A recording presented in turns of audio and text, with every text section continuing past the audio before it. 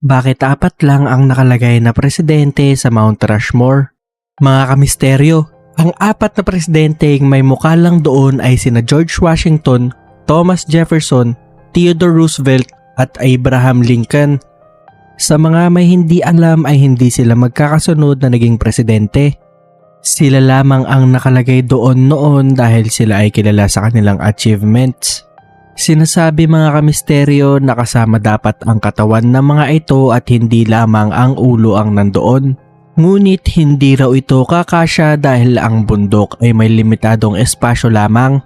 At dahil sa limitadong espasyo, oras at pondo na ginamit para dito, ay hindi na nila magawa pang dagdagan pa ito dahil kulang sila sa oras at budget.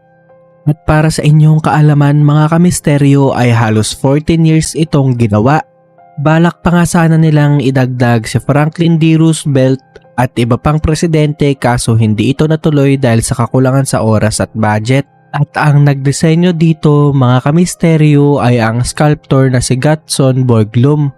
Ano sa tingin nyo mga kamisteryo ang nasa loob ng Mount Rushmore? I-comment ang inyong nalalaman patungkol dito at atin itong talakayin.